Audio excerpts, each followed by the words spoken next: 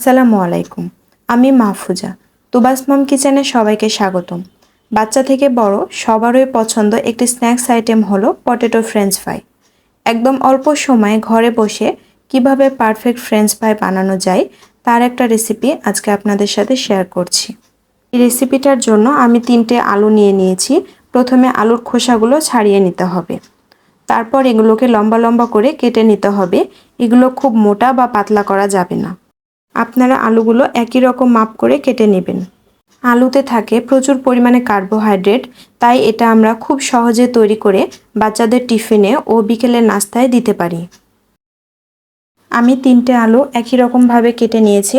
আপনারা দেখে বুঝতে পারছেন আলুগুলো কিভাবে কাটতে হবে। এগুলো এভাবে কেটে নেবেন। তারপর এগুলোকে ফ্রেশ পানিতে খুব ভালোভাবে পরিষ্কার করে ধুয়ে নিতে হবে, যাতে আলুতে কোনো রকম কষ না থাকে। এখন আলুগুলো আমি খুব ভালো করে পরিষ্কার করে ধুয়ে নিব।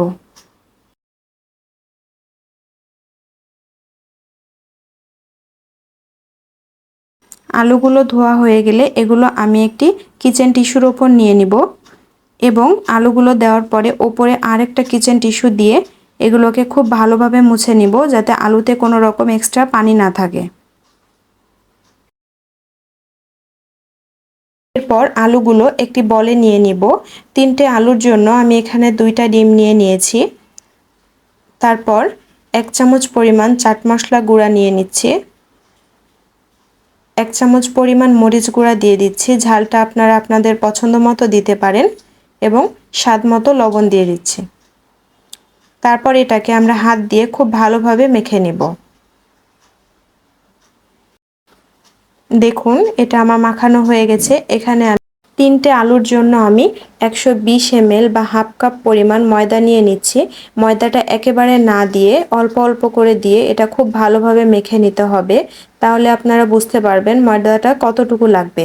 ময়দাটা একটু কম বেশি লাগতে পারে, তাই এটা আপনারা একেবারে না দিয়ে অল্প অল্প করে দিয়ে খুব ভালোভাবে মেখে নেবেন।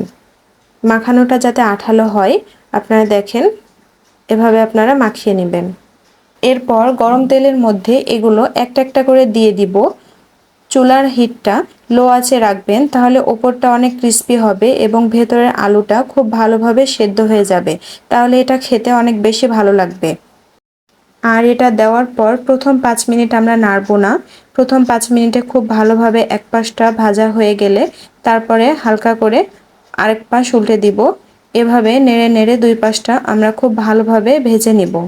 এটা একটু সময় নিয়ে ভাজতে হবে, তাহলে অনেক বেশি ক্রিস্পি হবে। দেখুন আমার এগুলো ভাজা হয়ে গেছে। এভাবে আমি বাকি সবগুলো ভেজে নেব। ভিডিওটি ভালো লেগে থাকলে একটি লাইক দিয়ে পাশে থাকবেন এবং এরকম আরও নতুন রেসিপি পেতে চ্যানেলটি সাবস্ক্রাইব করে নিতে পারেন। যারা একটু ভিন্নভাবে খাবার তৈরি করতে পছন্দ করেন তাদের এই রেসিপিটা ভালো লাগবে। একটুখানি সসের সাথে এই ফ্রেঞ্চ ফ্রাইটা খেতে দারুণ লাগে, এটা আমরা সবাই জানি। আজকের মতো এখানে শেষ করছি। আল্লাহ হাফেজ। আসসালামু আলাইকুম।